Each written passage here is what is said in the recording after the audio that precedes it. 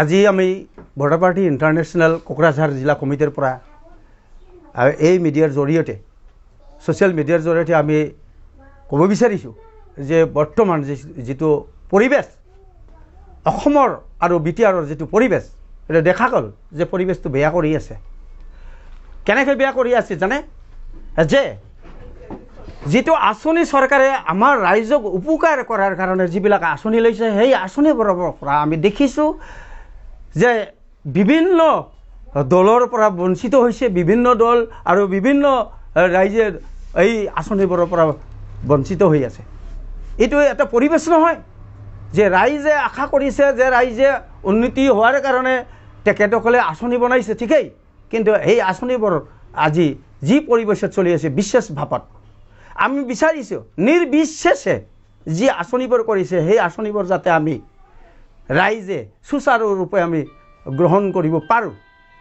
তে আজি আমি দেখিছোঁ অসম চৰকাৰ নাইবা বিটিআৰ চৰকাৰ এই দুটা চৰকাৰে আমাক বিশেষভাৱে তেখেতসকলে আঁচনিবোৰ ৰূপায়ণ কৰি আছে যে কিছুমান বেলেগ দলৰ কাম কৰাৰ বাবে আৰু কিছুমানে কিবা কাৰণত তেখেতসকলক বঞ্চিত কৰি আছে। গতিকে আমি বিচাৰিছোঁ যাতে জাতি ধৰ্ম বৰ্ণ নিৰ্বিশেষে যিকোনো আঁচনি তেখেতসকলে সুচাৰুৰূপে আমাক যাতে ৰাইজক বঞ্চিত নকৰি যাতে সুচাৰুৰূপে দিব পাৰে।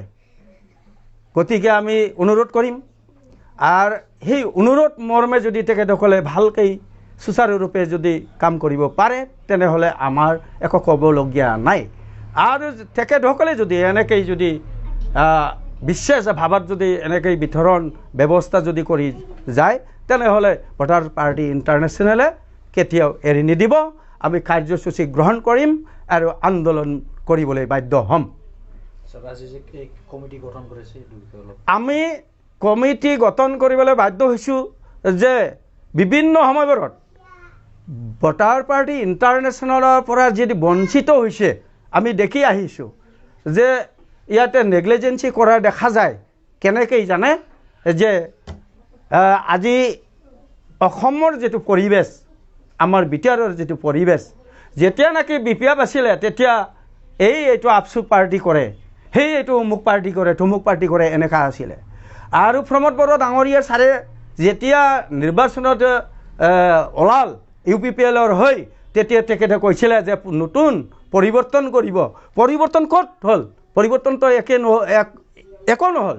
BPF যেনেকৈ ব্যৱহাৰ কৰিছিলে ঠিক তেনেধৰণৰ BPF যেনেকৈ ব্যৱহাৰ কৰিছিলে তেনেধৰণৰ কৰি আছে। তেখেতে বিশেষভাৱে কৰি আছে। যিসকলে UPPLৰ কেণ্ডিডেট বা UPPLৰ UPPLত কাম কৰা সেইসকলকে দি আছে আৰু বেলেগ দলত কাম কৰাবোৰক বঞ্চিত কৰি আছে। এইটোতো বিশেষ পৰিৱৰ্তন নহ'ল। এইটো পৰিৱৰ্তন কৈ জানো? BPF যেনেকুৱা ঠিক তেনেকুৱা UPPL 10 টকাৰ ইপিত আৰু সিপিত। গতিকে আমি UPPLক আমি একেই ক'ব লাগিব। BPF যেনেকুৱা BJP যেনেকুৱা ঠিক UPPL তেনেকুৱা। আজি পৰিৱৰ্তনৰ নামত আজি জিকি যায়, আজি পৰিৱৰ্তন একো কৰিব পৰা নাই। আমি ক'ম ভোটাৰ পাৰ্টি ইণ্টাৰনেশ্যনেলৰ পৰা মানি টকা নহ'লে without money cannot be chance কোনো পৰিৱৰ্তন আনিব নোৱাৰে টকা। সেইকাৰণে ভোটাৰ পাৰ্টি ইণ্টাৰনেশ্যনেলে মাহে মাহে 800 টকা বিচাৰি আছে। ভোটাৰ চিট 8,000 800 টকা নহয় 8,000 কিয় বিচাৰিছে? আজি GDP আমাৰ 17,000, সেই 17,000ৰ পৰা আমি আধি 8,000 বিচাৰি আছোঁ GDPৰ পৰা মাহে মাহে 8,000 কিয় বিচাৰিছোঁ? আমাক আঁঠুৱা, এই কম্বল, এই লাইট, এই চাইকেল, এই বগা চাউল দি আমাক আৰু ঠগাব নোৱাৰে। যিহেতু ভোটাৰ পাৰ্টি ইণ্টাৰনেশ্যনেল ট্ৰেইনিং দি আছে, ট্ৰেইনিঙৰ মাধ্যমত বুজি পাইছে যে ভাৰতবৰ্ষৰ যিটো দালালি ৰাজনীতি এই দালালি ৰাজনীতিবোৰক আমি খতম কৰাৰ কাৰণে ভেনিচিং কৰাৰ কাৰণে ভোটাৰ পাৰ্টি ইণ্টাৰনেশ্যনেলে অতপ্ৰতভাৱে আমি আন্দোলন কৰি আছোঁ, ট্ৰেইনিংবোৰ দি আছোঁ। বিভিন্ন সময়তে বিভিন্ন ৰকমৰ আমি বিভিন্ন ঠাইতে ঘূৰি ঘূৰি আমি ভোটাৰশ্বিপৰ মেম্বাৰশ্বিপ আমি জইন দি আছোঁ আৰু আমি অনাগত দিনবোৰত আমি জোৰদাৰ আন্দোলনমুখী কৰিবলৈ আমি ভাৰতবৰ্ষৰ সকলো জাতি ধৰ্ম বৰ্ণ নিৰ্বিশেষে সকলো ভোটাৰক আমি জাগ্ৰত কৰিবলৈ আমি আজিৰ পৰাই নহয় আমাৰ বহু দিনৰ পৰা চলি আছে। আজি আমি সেইকাৰণে নিন্দা কৰিম আৰু নিন্দনীয় বুলি ক'ম যে ভাৰতবৰ্ষৰ যি নাগৰিকসকলক আঁচনি বনাই পেলাই যে GDPৰ পৰা বঞ্চিত কৰি আছে, পাৰ কেপিটা ইনকামৰ পৰা বঞ্চিত কৰি আছে, সেই সম্পৰ্কে আমাৰ বহুত ক'বলগীয়া আছে। আজি আমাৰ যদি 17,000 GDP আছে তেনেহ'লে 17,000ৰ পৰা আমাক কম্বলৰ নামত, চাইকেলৰ নামত, ঘৰৰ নামত, বগা চাউলৰ নামত কিমান পইচা আমাক ঠগাই আছে ৰাইজে জানিব লাগে। এতিয়া বহি থকাৰ সময় নহয়, বহি থকাৰ সময় নাই। আমি GDPৰ সম্পৰ্কে সব নাগৰিকে যিমান ভোটাৰ আছে জানিবলগীয়া কথা, ভাৰতবৰ্ষৰ পাৰ কেপিটা ইনকাম জানিবলগীয়া কথা আছে। গতিকে আমি এই GDP আৰু PCIটো কেন্দ্ৰ কৰি যেটো আমি ভোটাৰশ্বিপ বিচাৰিছোঁ, সেই ভোটাৰশ্বিপ নহ'লে আমাৰ ৰাইজে কেতিয়াও সুখ নহ'ব, আৰ্থিকভাৱে কেতিয়াও স্বাধীনতা নহ'ব।